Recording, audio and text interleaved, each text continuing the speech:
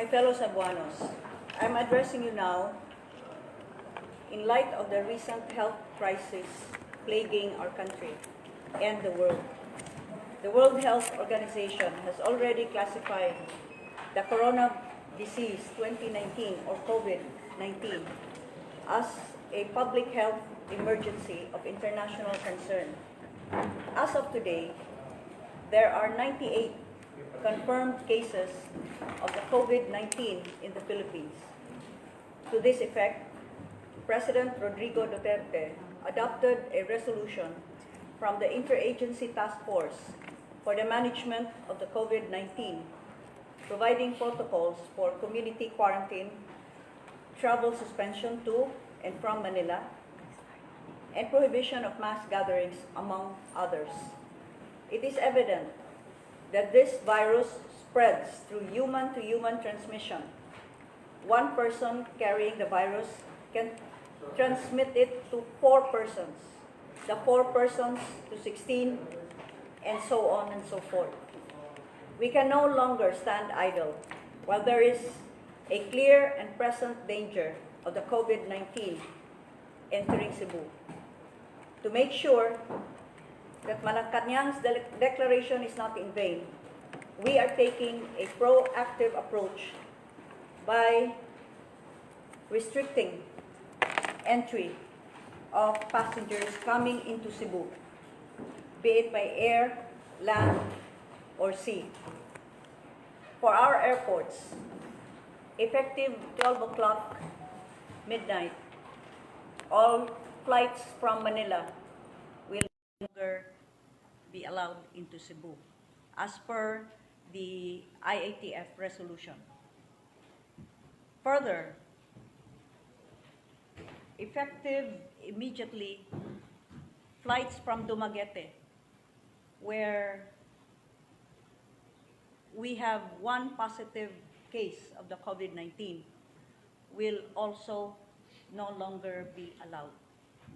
In the next 24 hours, after 24 hours, all flights from Clark and Legazpi, as well as Cagayan de Oro, where we also have 1 positive case, in fact, who has already passed of the COVID-19, will no longer be allowed into Cebu. For all international flights, apart from the additional 14-day mandatory quarantine for all passengers coming from Iran and Italy, we are now including Spain. All passengers who may have passed through these countries will now be subjected to the mandatory 14-day quarantine, effective in 48 hours or 2 days from now. For all seaports, effective 12 o'clock midnight, all passengers coming from Luzon will no longer be allowed entry into Cebu. In the next 24 hours or 24 hours later, all passengers entering the ports of Cebu coming from Dumaguete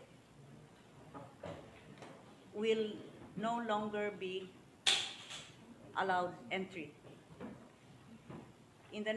These are the ports of Santander, Sambuan, and in the Pier 1. In the next 48 hours, those passengers coming from other ports, such as San Carlos going into Toledo, and Gihulngan going into Tangil, Dumanhog, and San Carlos going to Tabuelan and Tuburan will no longer be allowed entry. Escalante. From Escalante going to Tuburan, Tabuelan and Tuburan. In the next 72 hours, all ports will be closed off to passengers coming from all other ports in the entire country. This also goes for the airports. In the next 48 hours, we shall no longer allow entry of passengers coming from other airports in the domestic, aside from the already stated airports of Manila and Dumaguete and Legazpi, as well as Clark.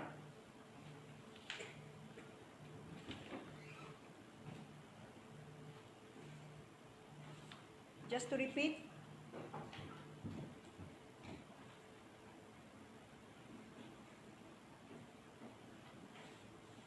domestic passengers arriving via sea vessels coming from Luzon, Cagayan de Oro, Legazpi City, Dumaguete City shall not be allowed to enter Cebu. Those who are in transit will be allowed to disembark, provided they will be subjected to. Well, let us just make this clear. All passengers coming from Dumaguete will no longer be allowed into Cebu for our seaports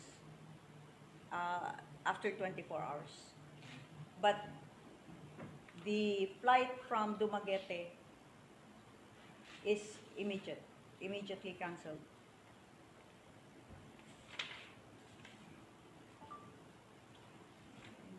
However, the delivery of cargo shall not be impeded, and shipping personnel and crew shall be subjected to strict health protocols coming from any point in the country.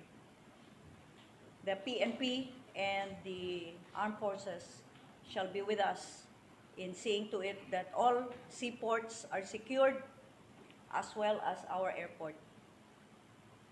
For local government units, our local government units, through our local chief executives or mayors, are hereby expected to discourage assemblies, gatherings, and to that effect, those activities such as involving meetings or conferences or sports activities, scheduled sports activities, are hereby canceled. All local chief executives are expected to implement the strict social distancing rule, or 1 meter between each person. And to that effect, all establishments, including shopping malls, restaurants, and other commercial establishments, are also expected to implement the social distancing rule. All restaurants shall be open only until 9 p.m.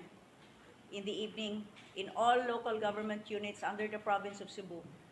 And a curfew shall be imposed from 10 o'clock until 5 o'clock in the morning, with exceptions for those that are delivering essential services.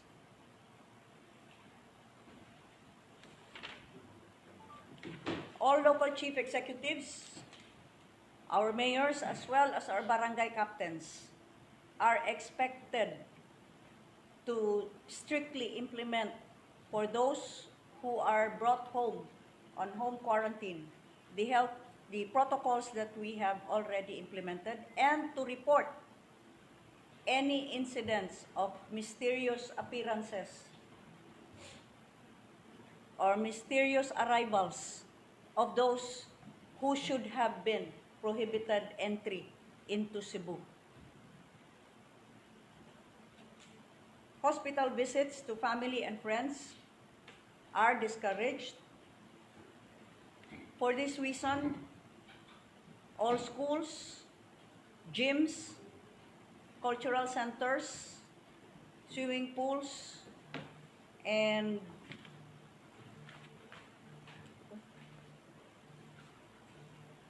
other such establishments, including movie theaters, shall be closed.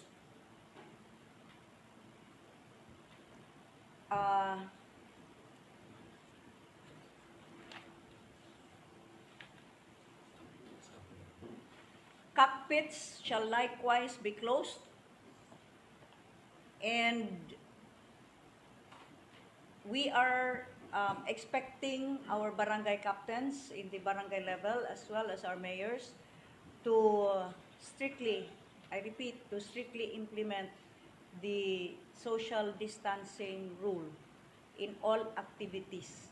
We are encouraging our religious leaders to strictly implement the same in all religious activities in our local government units in the province of Cebu.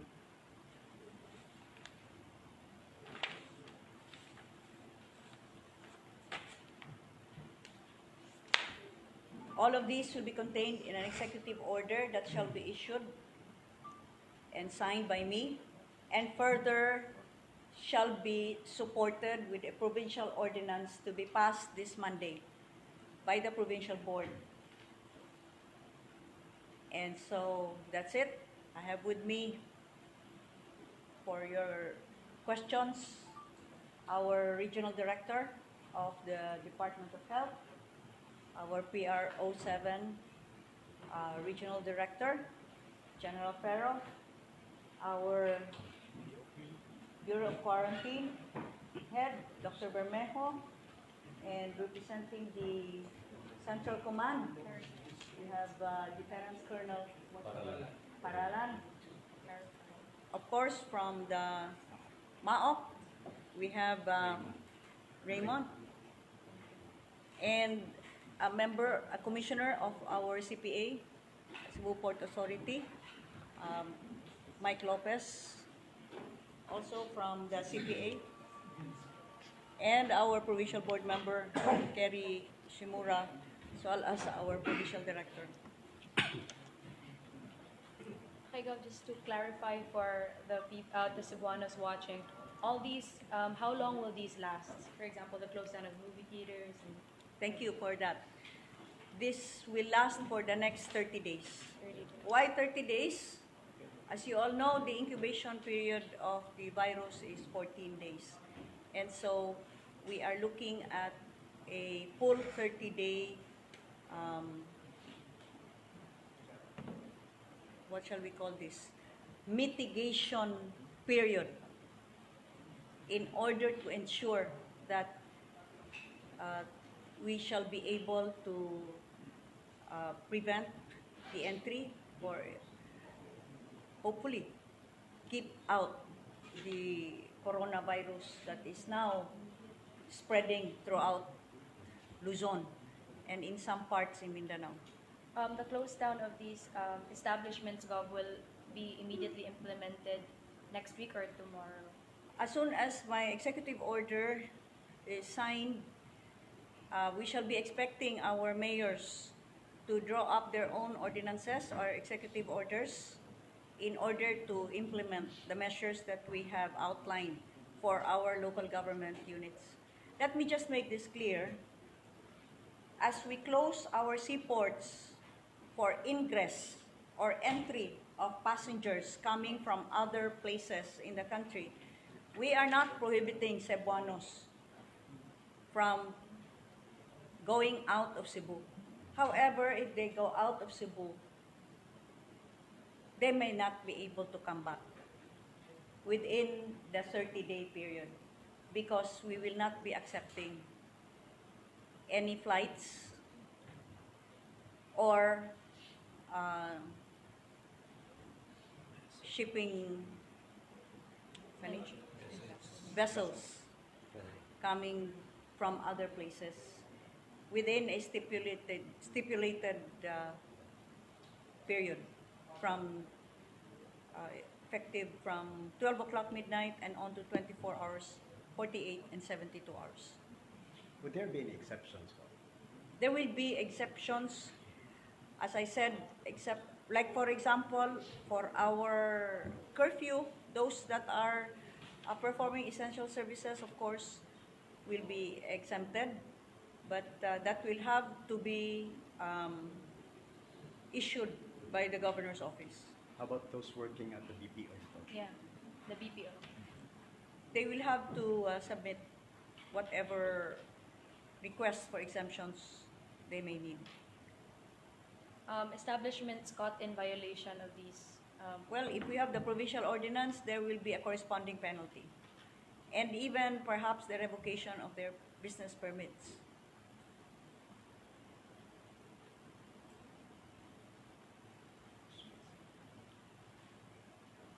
How about exemptions for those who want to enter Cebu? Would there be any? For example, media from Well, the media, you are here already. Really, we don't. This is not forever. This is just for 30 days anyway. You know, the most important thing here is to limit the movement of people. That's the essence of these mitigation measures, because the virus is not transmitted by land, sea, or air. It's transmitted by the passengers of those carriers by land, sea, or air. It's transmitted by people. So we will have to limit movement of people. We are not also declaring community quarantine. No. From what I understand, the community quarantine limits the ingress and egress. Cebuanos are free to travel, but I cannot guarantee if they can come back within 30 days. Because we will be calling on not only the PNP and the AFP, through the Army, but the Coast Guard and the Maritime Police as well, in order to see to it that the restriction of ingress by any mode of transport will be implemented.